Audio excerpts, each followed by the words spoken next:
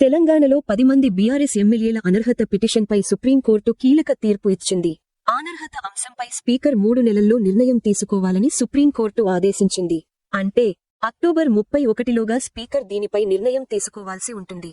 ఈ కేసులో స్వయంగా సుప్రీంకోర్టే నిర్ణయం తీసుకోవాలని పిటిషన్లో కోరిన సుప్రీంకోర్టు అందుకు ఒప్పుకోలేదు. రాజ్యాంగ సూత్రాల్ని అనుసరిస్తూ స్పీకర్ పదవికి గౌరవం కల్పిస్తూ స్పీకరే నిర్ణయం తీసుకోవాలని సుప్రీంకోర్టు చెప్పింది. దాంతో బాల్ స్పీకర్ కోర్టులోకి నెట్టినట్లయింది. అయితే 3 నెలల టైం పెట్టడంతో ఇప్పుడు స్పీకర్ తప్పనిసరిగా నిర్ణయం తీసుకోవాల్సిన పరిస్థితి వచ్చింది. సుప్రీంకోర్టులో ఈ కేసును విచారించిన justice BR Gavai, justice Augustine George మసీహ్ల ధర్మాసనం స్పీకర్ నిర్ణయం తీసుకోకుండా జాప్యం చేయడంపై అసంతృప్తి వ్యక్తం చేసింది. తెలంగాణ హైకోర్టు 2024 నవంబర్లో స్పీకర్ను 4 వారాల్లో షెడ్యూల్ నిర్ణయించాలని ఆదేశించినప్పటికీ ఏ చర్య తీసుకోలేదని బీఆర్ఎస్ ఆరోపించింది. సుప్రీంకోర్టు ఈ జాప్యాన్ని ప్రజాస్వామ్య సూత్రాలకు విరుద్ధమని 10వ షెడ్యూల్ యాంటీ డిఫెక్షన్ చట్టం అమలులో వైఫల్యంగా భావించింది. BRS ఎమ్మెల్యేలైన T. వెంకటరావు, దానం నాగేందర్, కడియం శ్రీహరి తదితరులు 2023 అసెంబ్లీ ఎన్నికల్లో బీఆర్ఎస్ టికెట్పై గెలిచి తర్వాత కాంగ్రెస్లో చేరారు. ఈ పరిణామం రాష్ట్రంలో రాజకీయ సంక్షోభానికి దారితీసింది. ఆ ఎమ్మెల్యేలను అనర్హులుగా ప్రకటించాలని స్పీకర్ని బీఆర్ఎస్ కోరినా స్పీకర్ ఏ నిర్ణయమూ తీసుకోకుండా ఉండటంతో ఈ విషయంపై బీఆర్ఎస్ పార్టీ హైకోర్టుకు వెళ్లింది.